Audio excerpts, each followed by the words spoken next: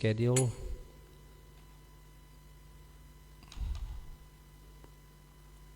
Jaya Radha Madhava Kunja Bihari Jaya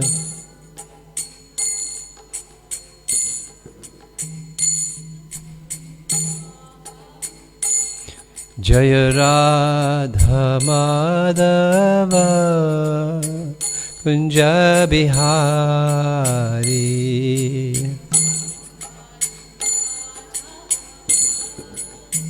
Kunja Bihari Jaya Radha Madhava Kunja Bihari Jaya Radha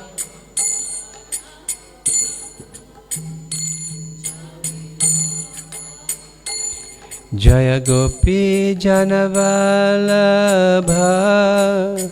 Giribardhari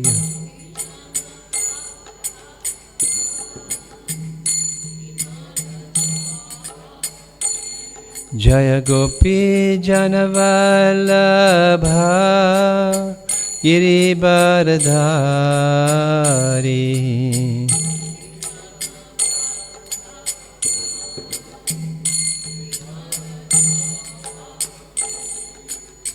Yasodanandana Braja Janaranjana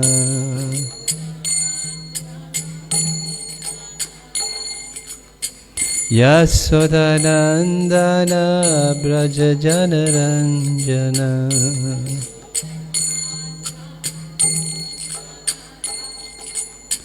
Yasodanandana Braja Janaranjana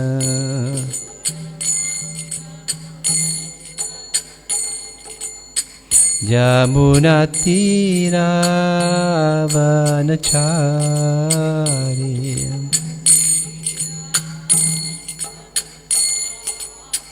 Yamunatira Vanachari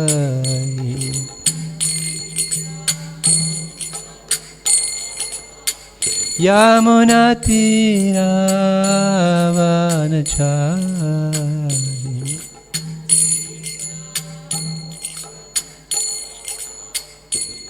Jaya Radha Madhava Kunja Bihari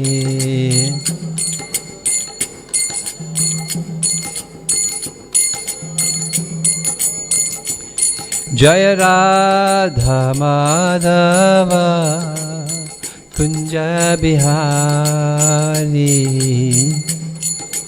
Hare Krishna.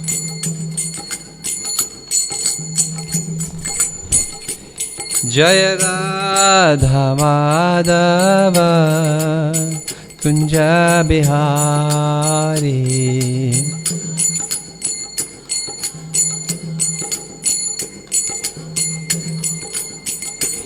Hare Krishna Hare Krishna Krishna Krishna Hare Hare Hare Rama, Hare Rama, Rama Rama, Hare Hare, Hare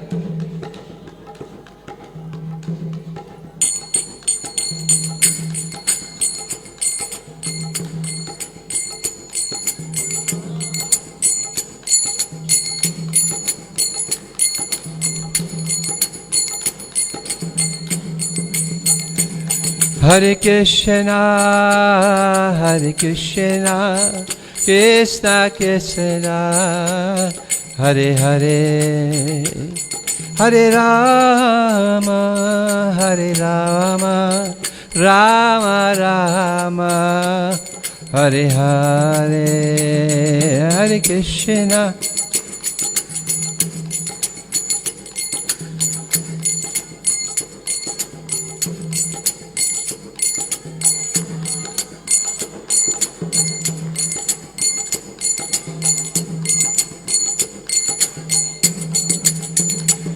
Hare Krishna, Hare Krishna, Krishna Krishna Hare Hare Hare Rama Hare Rama Rama Rama Hare Hare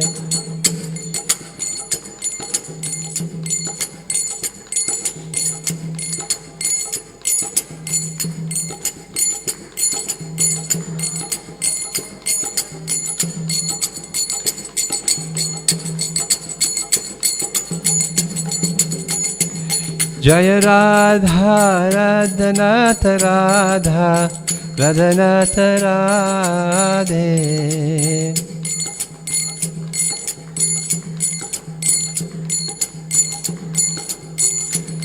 Jaya Gauranitai Gauranitai Gauranitai Jaya Gauranitai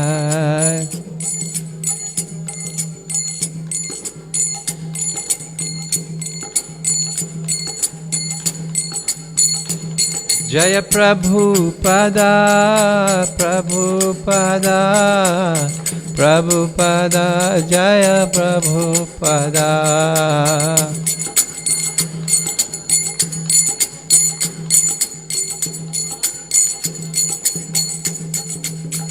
Nitai Gaur Haribol Haribol Haribol Haribol Nitai Gaur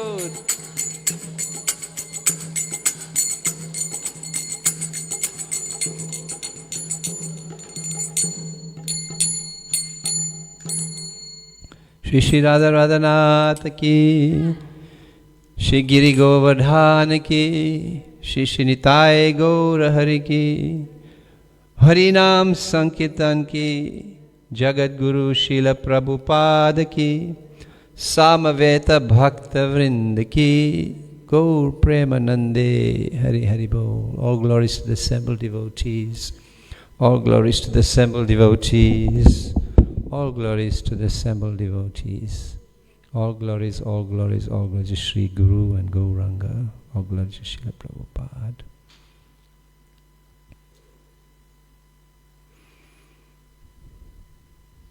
Om Gyana Timirandasya Gyananjana Shalakaya Chakshurun Militam Yena Tasmai Shri Guruve Namaha. He Krishna Karuna Sindhu Dina Bandhu Jagatpate Gopisha Gopika Kanta Radha Kanta Namostate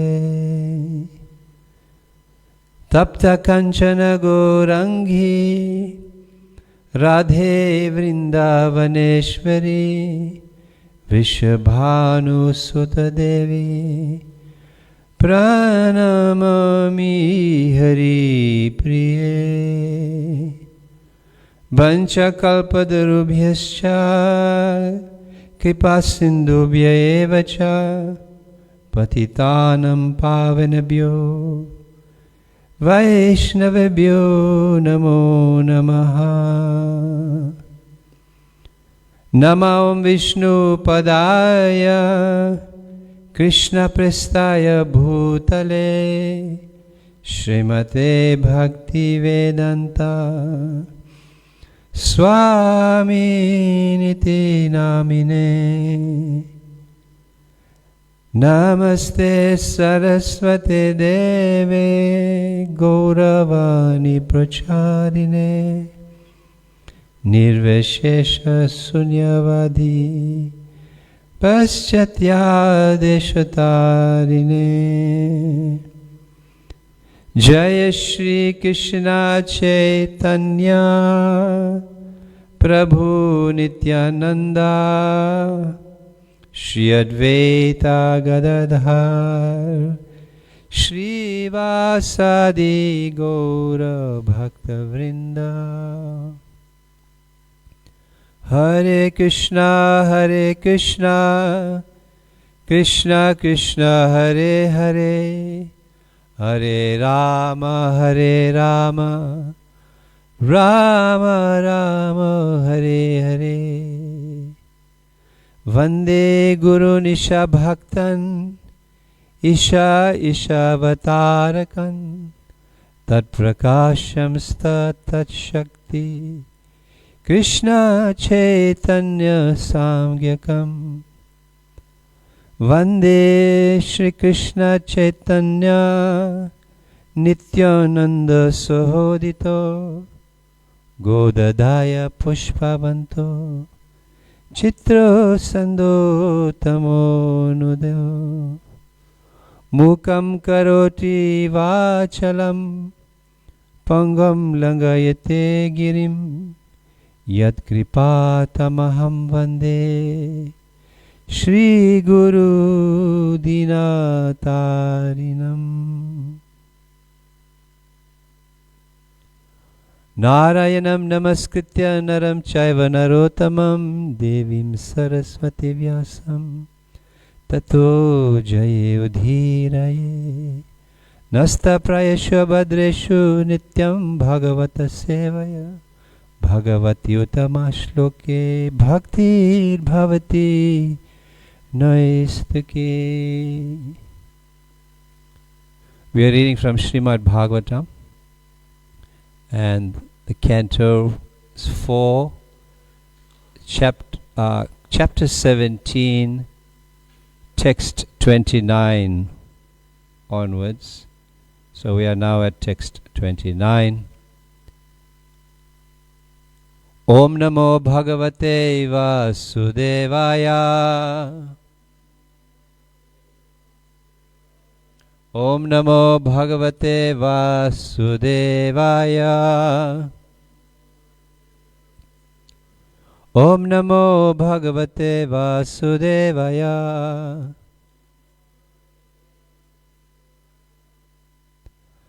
Dharo Vacha Namna Parasmai Purushaya Mayaya Vinyasta Nana Tanave Gunatmane Namna Swarupanu-bhavena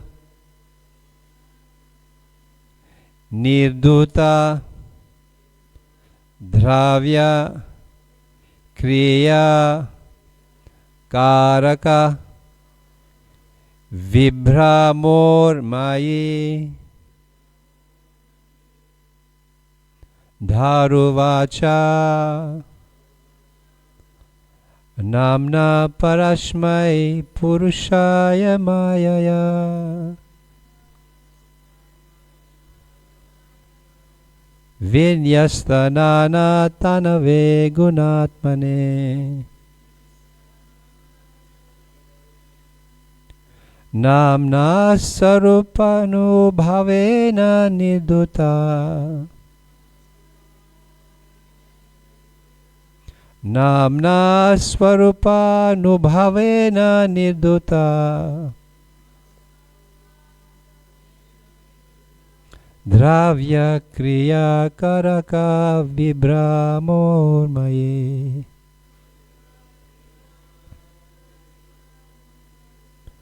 Dharuvacha Namna Parasmai Purushaya Mayaya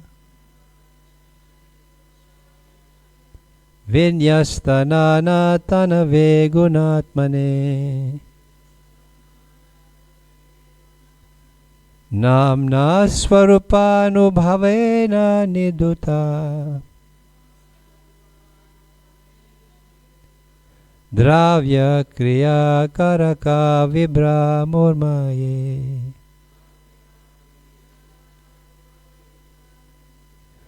Namna Parasmai Purushaya Mayaya Vinyastanana Tanave Gunatmane Namaswarupanubhavena niduta Dravya kriya karaka vibramormaye.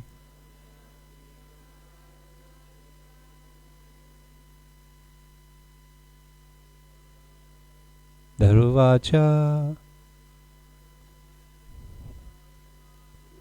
Namna Barush Mayaya.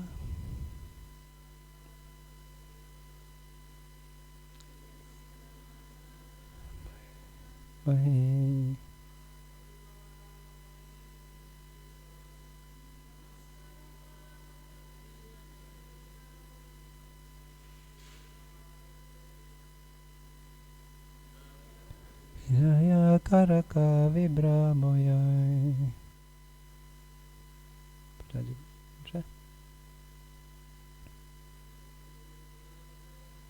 Dharuvacha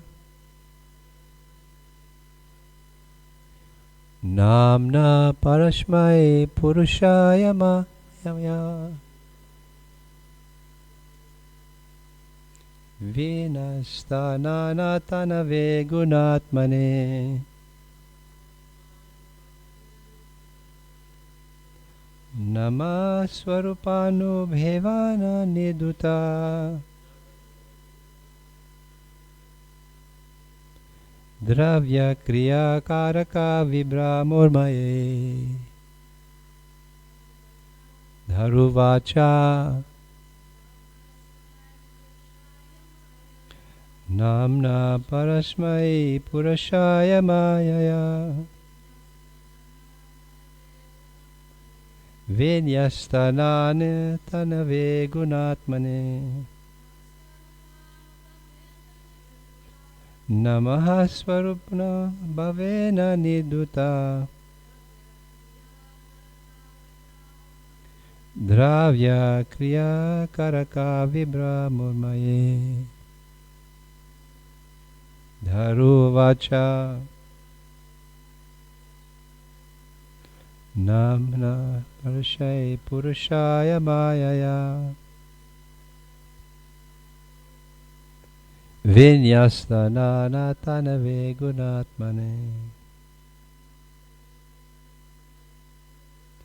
Namaha Swarupa Bhavena Niduta Dravya Kriya Karaka Vibramurmaye.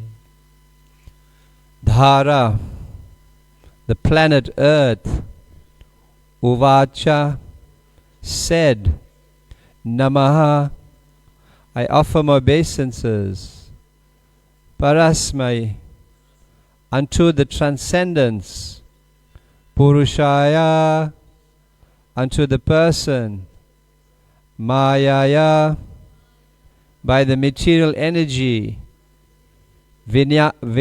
Vinyasta, expanded, Nana, various, Tanave, whose forms, Gunatmane, unto the source of the three modes of material nature. Namaha, I offer my obeisances, Swarupa, of the real form, Anubhavena, by understanding, Nirduta, not affected by, Dravya, matter, Kriya, action, Karaka, doer, Vibrama, bewilderment, Urmaye, the waves of material existence. The translation and the purport by His Divine Grace A.C. Bhaktivedanta Swami Prabhupada. The planet Earth spoke, My dear Lord, O Supreme Personality of Godhead, you are transcendental in your position, and by your material energy, you have expanded yourself in various forms and species of life through the interaction of the three modes of material nature. Unlike some other masters, you always remain in your transcendental position and are not affected by the material creation, which is subject to different material interactions. Consequently, you're not bewildered by material activities. Purport by Srila Prabhupada. After King Prithu gave his royal command, the planet Earth in the shape of a cow could understand that the king was directly empowered. I'll read that again. Was a directly empowered incarnation of the Supreme Personality of Godhead. Consequently, the king knew everything, past, present, and future. Thus, there was no possibility of the earth's cheating him. The earth was accused of hiding the seeds of all herbs and grains, and therefore she's preparing to explain how the seeds of those herbs and grains can be again exposed. The earth knew that the king was very angry with her, and she realized that unless she pacified his anger, there was no possibility of placing a positive program before him. Therefore, in the beginning of her speech, she very humbly presents herself as a part and parcel of the Supreme Personality of Godhead's body. She submits that the various bodily forms manifest in the physical world. She submits that the various bodily forms manifest in the physical world are but different parts and parcels of the supreme gigantic body. It is said that the lower planetary systems are parts and parcels of the legs of the Lord, whereas the upper planetary systems are parts and parcels of the Lord's head. The Lord creates this material world by his external energy, but this external energy is in one sense not different from him. Yet at the same time, the Lord is not directly manifest in the external energy, but is always situated in the spiritual energy. As stated in Bhagavad Gita 9:10, Maya Dyakshena Prakriti. Material nature is working under the direction of the Lord. Therefore, the Lord is not unattached to the external energy, and he is addressed in this verse as Guna Atma, the source of the three modes of material nature. As stated in Bhagavad Gita 13:15, Nirgunam Guna Bhaktricha. Shri Radharanath ki jai, Shri Chaitanya Mahaprabhu ki jai, Srila Prabhupada ki jai. As stated in Bhagavad Gita, Nirgunam Guna Bhaktricha. Although the Lord is not attached to the external energy, he is nonetheless the master of it. The philosophy of Lord Chaitanya, upholding that the Lord is simultaneously one with and different from his creation, Achintya Bhed Abheda Tattva, is very easily understandable in this connection. The planet Earth explains that although the Lord is attached to the external energy, he is nirduta. He is completely free from the activities of the external energy. The Lord is always situated in his internal energy. Therefore, in this verse it is stated, Swarupa Anubhavena. The Lord remains completely in his internal potency and yet has full knowledge of the external energy as well as the internal energy, just as his devotee remains always in a transcendental position, keeping himself in the service of the Lord without becoming attached to the material body. Srila Rupa Goswami says that the devotee who is always engaged in the devotional service of the Lord is always liberated, regardless of his material situation. It is possible for a devotee to remain transcendental. If it is possible for a devotee to remain transcendental, it is certainly possible for the Supreme Personality of Godhead to remain in his internal potency without being attached to the external potency. There should be no difficulty in understanding this situation. Just as a devotee is never bewildered by his material body, the Lord is never bewildered by the external energy of this material world.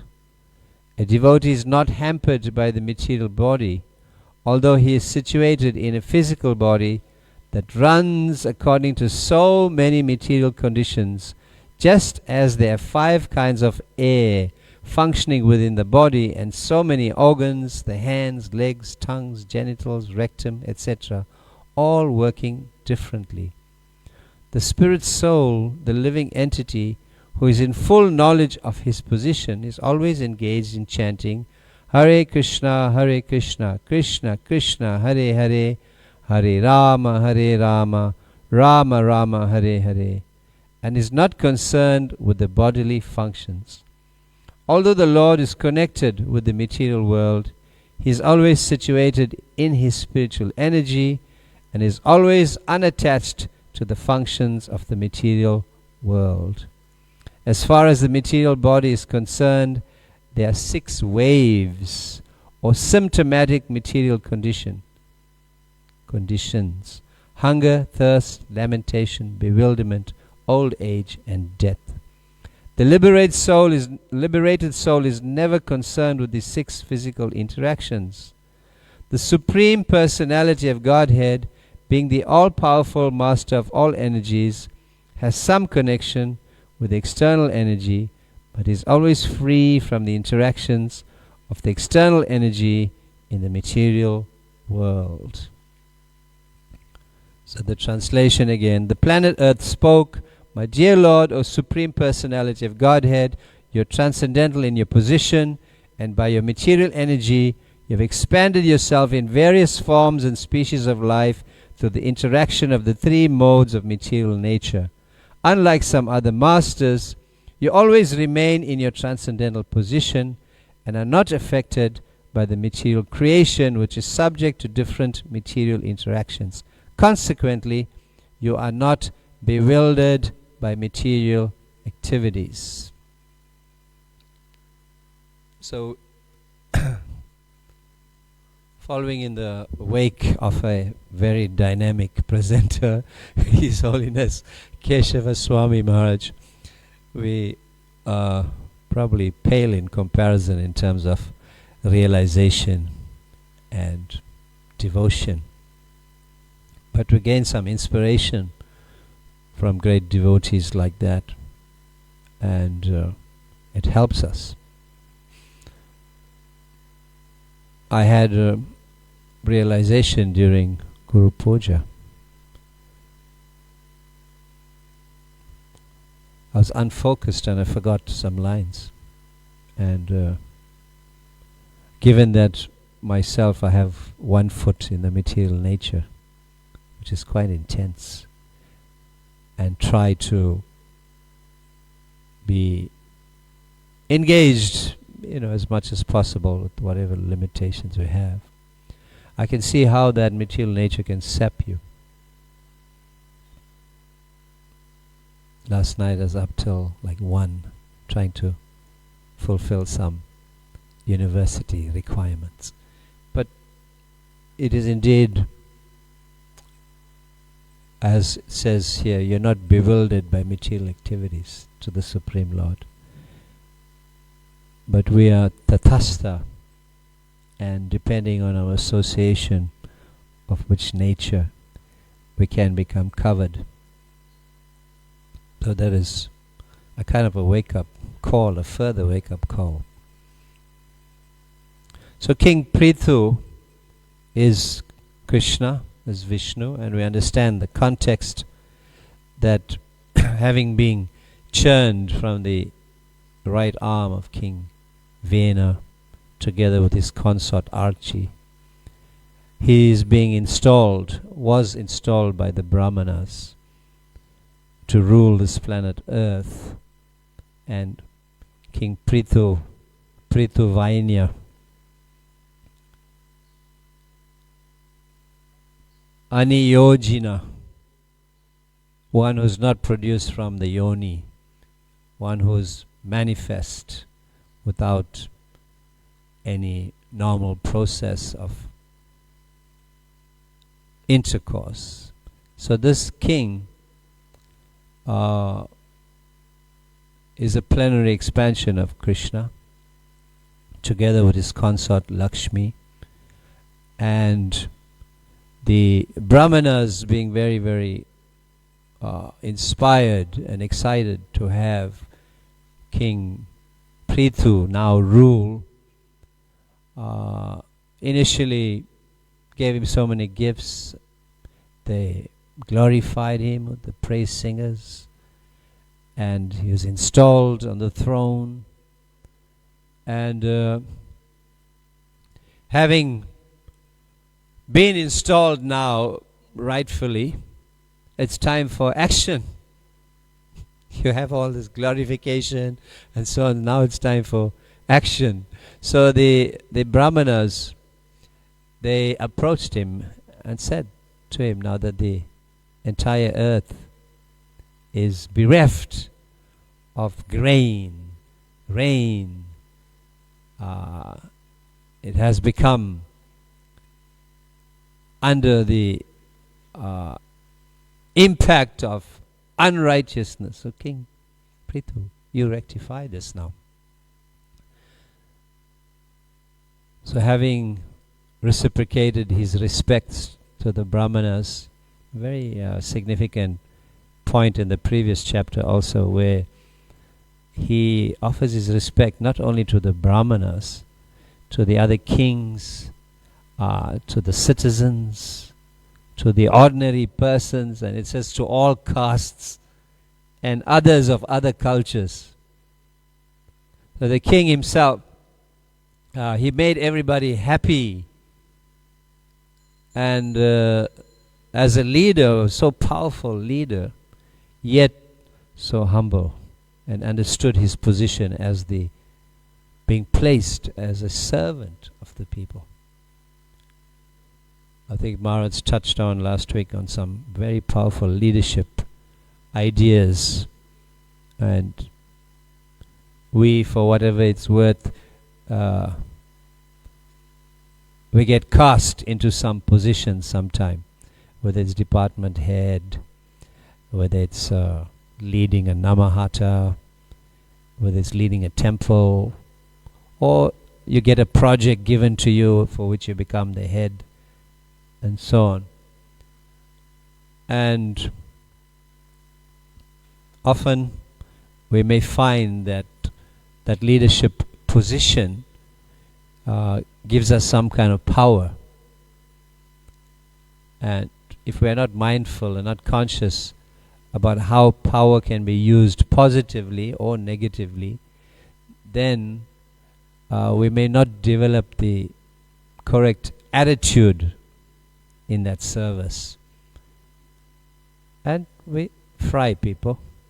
And sometimes we also don't develop or cultivate the correct interpersonal mood. And although we have an authority, but the authority becomes more manifest in a type of control rather than in a type of service. And devotees may or may not reciprocate with that, or may feel that. And often when we're in a position of power, we ought to be able to encourage those who are working with us. And encouragement means listening carefully to what they have to say, giving guidance when you detect that perhaps their ideas may not be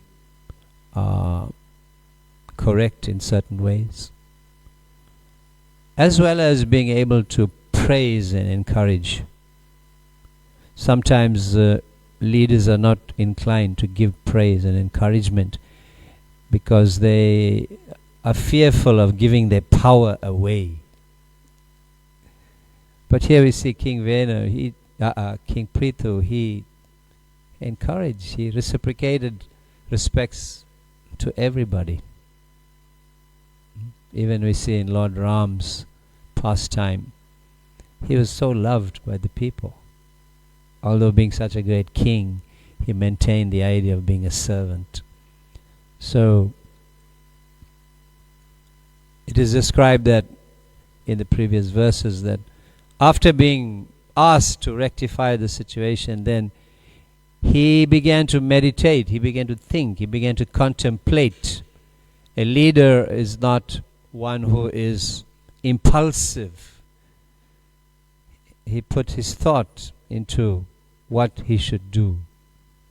And by being Vishnu himself, obviously, by his mystic understanding, and as a personality of a king, by his intuition, he could understand that Bhumi Devi was withholding her potency, withholding her resources in the form of grain and herbs. And therefore, he began to chastise Bhumi. And she, understanding that the king was very angry, she assumed the form of a cow. And we see that's often. The cow is very endearing. The form of the cow brings soft-heartedness. So we even see that when Mother Bhumi was under the distressed by the presence of the demoniac kings on this planet. And therefore, crying, she went to Lord Brahma before the appearance of Lord Krishna and assumed the shape of a cow to approach him. And in this way, Lord Brahma felt also soft-hearted and compelled to assist her.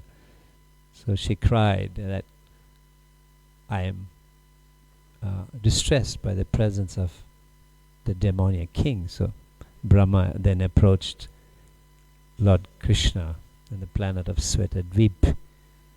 Different versions, but basically that's the principle, and Krishna appeared.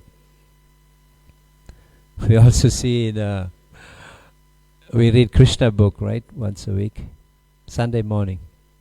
There is Lord Indra, when he approached Krishna after his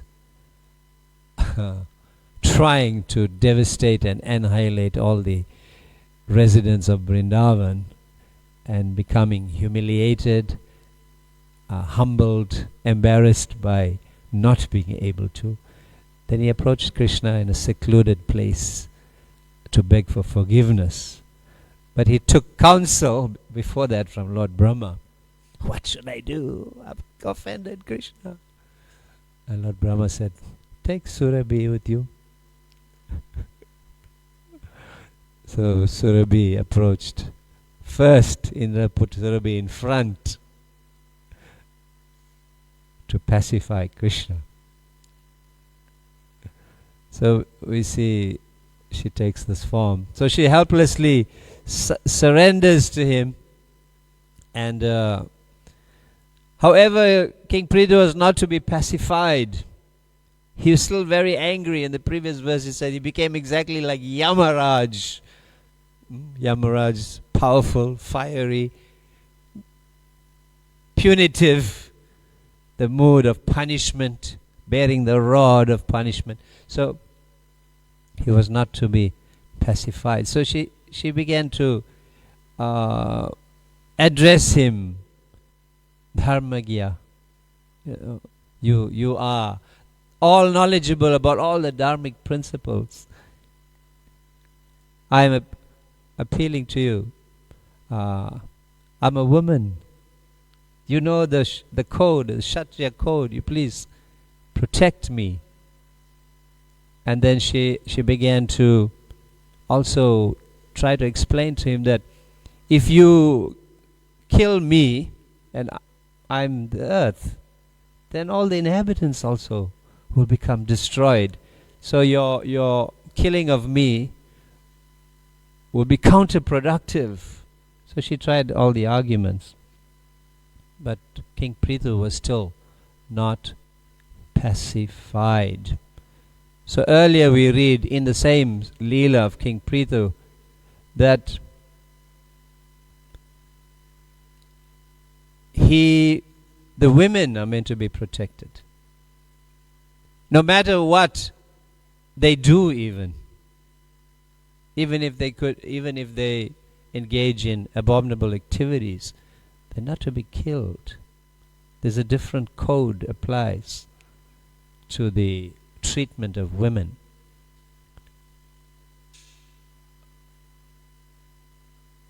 Given that, of course, they're the more vulnerable personalities, and the Vedic philosophy explains the psyche of women are different. So they should be protected. So given that this is the situation, how can you kill me, Prithu? King Prithu. Mother Bhumi is giving all the arguments. But King Prithu was not to be pacified. And he argues that although Bhumi claimed to be a woman in need of protection, but she was cruel, and she had excluded herself from the service of the Supreme Lord, and she was not compassionate to the other living entities because she had withdrawn herself, and she was selfish because she was only interested in her own maintenance, and therefore she was not worthy of receiving his protection and fit to be killed. So he even argued that he did not need her because he is the Supreme Lord, and he would use his own potency to uphold the earth and its inhabitants. So he became very, very angry as Yamaraj. And in this verse now we see Mother Bhumi, planet Earth, she's trying to pacify him. And she begins speaking, but the framework we know is Maitreya Rishi is explaining all of this to Vidura upon his questions. Vidura had asked Maitreya, and Maitreya is now explaining. So the words of Bhumi are being repeated by Maitreya Rishi. And Maitreya refers to these words of Mother Bhumi, although she is petrified and trying to present her case. He refers to this as her prayers. And if you look at the words spoken by Bhumi Devi in this 29, these are the prayers Bhumi, the earth, spoke. And Dharo, the planet Earth, Dharo Ovacha. My dear Lord, O Supreme, let's just move it out of the context for a minute, thinking that Prithu is about to kill her, just on its own, right? My dear Lord, O Supreme Personality of Godhead, you are transcendental in your position, and by your material energy you have expended yourself in various forms and species of life through the interaction of the three modes of material nature. Unlike some other masters, you always remain in your transcendental position and not affected by the material creation, which is subject to different material interactions. Consequently, you're not bewildered by material activities. If you just take that on its merit, it's such a beautiful prayer. Bhumi is glorifying Krishna as the Supreme Personality of Godhead, his transcendental position, explaining how he has expanded himself by his material energy into the three modes, how he is unaffected, although he is the source of the material energy, how he is unaffected because he remains in his transcendental position. He is not bewildered by these material activities. So, Srila Prabhupada in the purport is explaining the position of the Supreme Lord expanding this idea that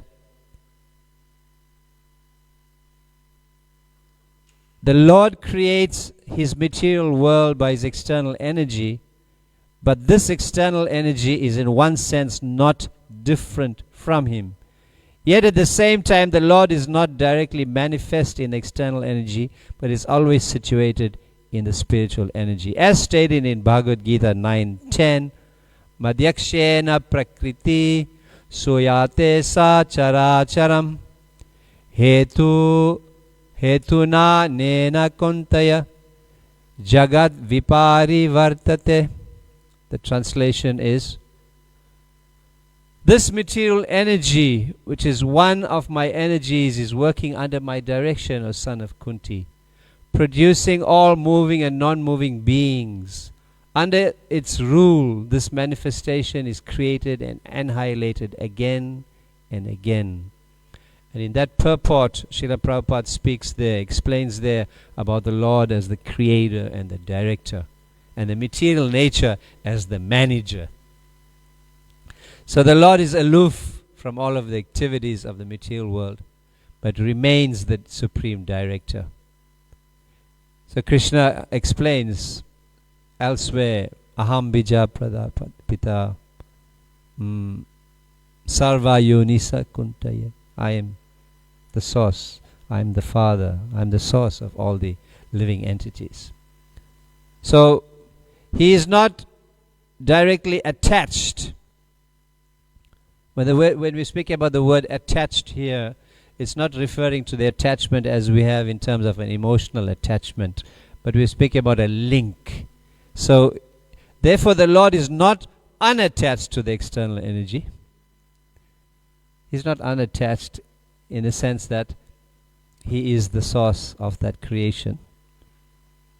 He is the creator. In that way, he's linked to the material creation. So he's not unattached in that way. He's not aloof in the sense that, as some of the scientists say, that God is, if there is a God, he's independent. He has set the material nature as a clockwork in action, and then he just does his own thing wherever he's supposed to be, and this unwinds itself on its own. It's independent. But he's not unattached in that sense. He's the creator. He glances over the material nature. He activates the material nature. He's present. That is the idea of all-pervasive nature of the Supreme Lord, the omnipresence of the Lord. He's in the heart of every living entity. He's in every atom. So the devotee of the Lord can see that. And in that purport in Bhagavad Gita 9:10, Srila Prabhupada gives a lovely analogy of the flower and the fragrance. And a fragrant flower emanates the fragrance. And when we smell that fragrance, we can hold it just slightly away from our nose and we can smell it. And if it's very powerful, we can smell it in the room. The smelling power is what's connecting us to the flower. But at the same time, we're not attached to the flower. We are aloof, but at the same time linked to the flower because of the fragrance, the smell. So in a similar way, the Lord has nothing to do with the material world, but at the same time has everything to do with it. So in summary of that idea, Prabhupada says, without the superintendence of the Supreme Lord, material nature cannot do anything. So in the purport, Bhagavad Gita, and Srila Prabhupada then again cites Bhagavad Gita in the purport 13:15, Nirgunam guna bhaktri cha. In that verse, Srila Prabhupada explains in the purport there as well, or give the translation for that, is the super soul is the original source of all senses. Yet he is without senses.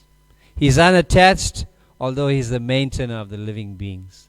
He transcends the modes of nature, and at the same time He's the master of all the modes of material nature. So here Bhumi, or from this pastime she gets her name Prithvi, from Prithu, Prithvi.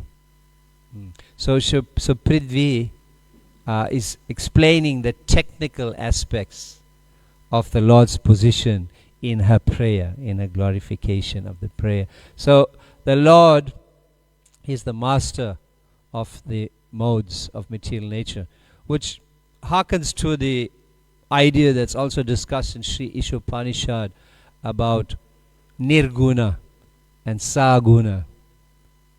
In texts 4 and 5 in the purport, Srila Prabhupada is explaining that the Mayavadis, those impersonalists, they misinterpret the idea of Saguna and Nirguna. Saguna means full of qualities, with all the qualities. And Nirguna means without Nirguna, without qualities, without form. So when those terms are being used, they are not referring to the Lord as an impersonal entity, but meaning Nirguna means that without material qualities. Not without qualities, but without material qualities. So you find that the Supreme Lord is full of spiritual qualities. But the Mayavadis, they take this kind of understanding and misunderstand and mislead the Lord's position, and they declare that he has no qualities. And when the word Saguna is used to describe the Lord, that is full of qualities, then the Mayavadis again, they misinterpret and say, yes, he is material qualities. Their whole idea is that Brahman, or impersonal void, is the destination. And when there is a need for a hero, when there is a need for the example to be given to people, that Brahman assumes the material form, just like we all did. And therefore that form is Maya Vad. It is an illusion. And therefore that form that appears is full of material qualities. So this is their misinterpretation. But when we refer to the Lord as Saguna, Saguna means that he is full of qualities, spiritual qualities. The Lord, when he appears, is not material. Krishna never aged beyond 16-year-old youth. Krishna could never be vanquished.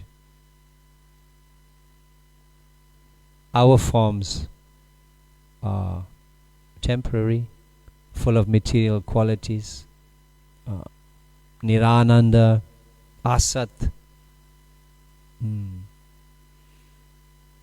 Achit, ignorance, no bliss, temporary. But the Supreme Lord, Saguna, is full of spiritual qualities. He is completely spiritual. So in that purports of Sri Ishopanishad, Prabhupada is at pains to emphasize the position of the Lord as being personal and completely spiritual. His purports are written there with the emphasis and the intent to establish the position of Sri Krishna as that supreme personality of Godhead, the sentient being whose Saguna, full of spiritual qualities, and Nirguna, without material qualities. In fact, there's the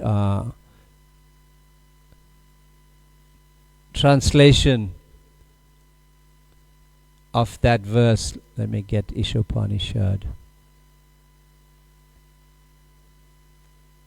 The Supreme Lord, Isho 4. The Supreme Lord walks and does not walk. He is far away, but is very near as well.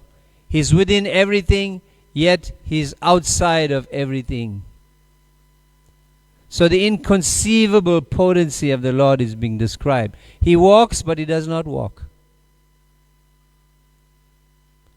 A materialistic traveler may travel for millions and millions of miles, but he still may not reach the Lord. He cannot, because he's near, but he's also very far away simultaneously.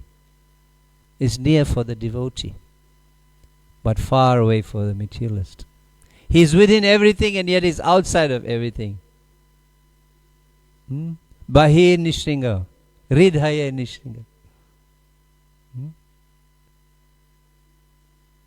He's in the heart. Bahir is outside. Ridhaya is inside. He's outside and is inside.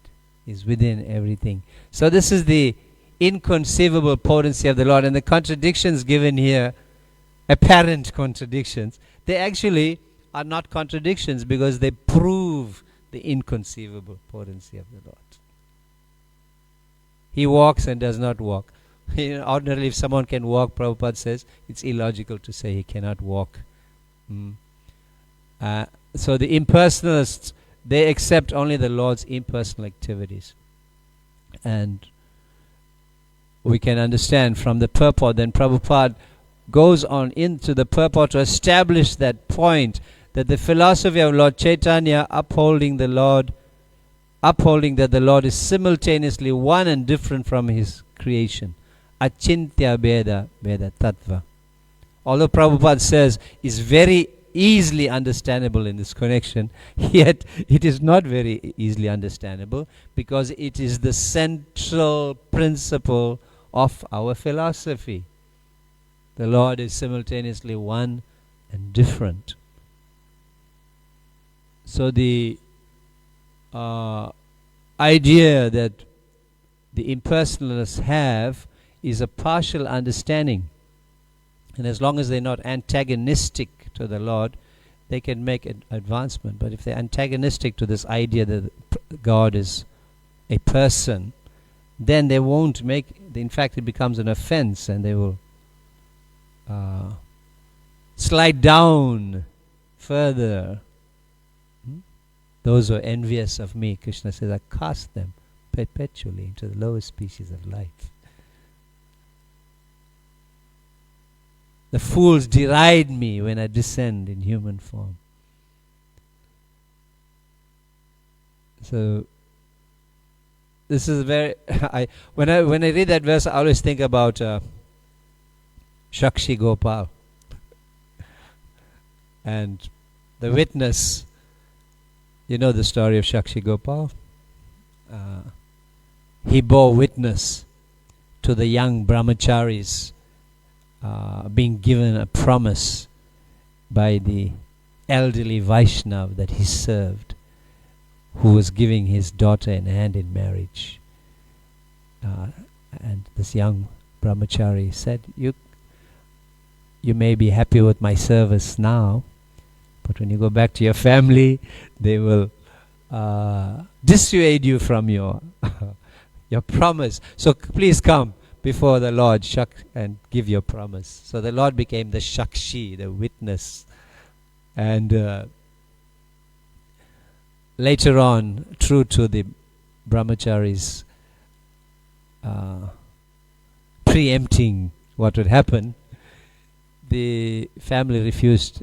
So the elder Brahmana said, I gave my promise before the Lord. And the family then said to him, if we will only agree, relinquish, if the Lord himself comes here. So the young brahmachari was left with no option, go back to the Lord and prayed to him. And such was his sincerity of prayer that the Lord spoke to him and said, you know, I bore witness, but I can't come. I'm a deity. So the young boy said, the brahmachari said, if you can talk, you can walk. So the Lord was defeated by that argument, so he came and he bore witness, and eventually the family relented and they gave the daughter in marriage. So the Supreme Lord walks and he does not walk, so he can walk when he wants to. And the same, so in that purport, in the text 5 of Shiva Upanishad, I think in that purport, the Srila Prabhupada also speaks about the deity and how the deity is very spiritual. It's spiritual. Materialistic people like the Mayavadis and so on, they will see with the eyes, contaminated vision, they say. They in fact think and they say that the deity worship is inferior. We are using the deity as a stepping stone to reach Brahman. That's their idea. And the non-devotee, they don't understand. Archa Vigraha. Come to the temple, offer some prayers, it's a statue, and so on. But we understand how the Supreme Lord manifests in his deity. And is it over time? Oh God, I didn't notice that. I'm so sorry. I'm looking at that there in the back. I thought it was 20 past. All right, yeah, I didn't realize. So we'll finish with this then. That the deity, the Lord walks, does not walk. He has senses. He has arms. He has no arms. But he can receive your offering. So we can think of Lord Jagannath. He has arms but no arms. Right? He has feet but no feet. Lord Jagannath is a perfect example of this inconceivable potency of the Supreme Lord. So I want to I'll conclude with this. There's so much to say in the purport about the 5 airs and so on, but some other time. But we have seen recently, I don't know if you've seen I've seen 2 video clips where our beautiful Sri Radha Madhava in Mayapur, after singing, I think it was the Samsara prayers. Then Krishna was not comfortable with the way his flute was put. So he adjusted it. He adjusted his flute, captured on video. He adjusted his flute. As they were watching, you see, he adjusts his flute. And then I saw another clip. Radha Madhava does it again. Second time. He adjusts his flute. And it's there. For people who want hard evidence, and they believe in about this whole idea about seeing is believing and all that. So here it is. Did you see that? I think I must find it and download it. And then, did you see that, Gaurav? I mean, it's totally incredible. I want to also ask you to do something. See, I come and stand by this column here. See that one that's projecting up there? And I take my darshan of Chaitanya Mahaprabhu from there. But there are days I can swear he looks directly at me, and the other days he looks the other way. Have you noticed that? Nikuja, have you noticed that? Gaurav? Let's try to do a little experiment. I come there sometimes, it's like he's directly looking at you, you could see. And there was a photograph also taken of our deities from the same position. Sometimes we don't save these things because we don't think we're going to use it, but I think I should start making a concerted effort, because when we do PowerPoint presentations, we can bring it up, right? So the picture of the deity taken from the same position, and you can see Radha Radhanath is looking this way, and in another, they're looking in another way. So we understand that the Supreme Personality of Godhead, although transcendental to the position of the material nature, he is attached, linked through his all-pervasive potencies, and at the same time he remains aloof, unattached from it, because the material nature is working under his direction, with the material nature being the manager of his creation. So this is the first prayer that Mata Prithvi, Bhumi, expressed with the intent to pacify the Lord, so that eventually she would be able to get his mercy and present to him a program of what he should do. And other devotees will speak about those prayers and programs. So thank you so much for your kind attention and giving me your mercy by the opportunity to purify my own consciousness in this way.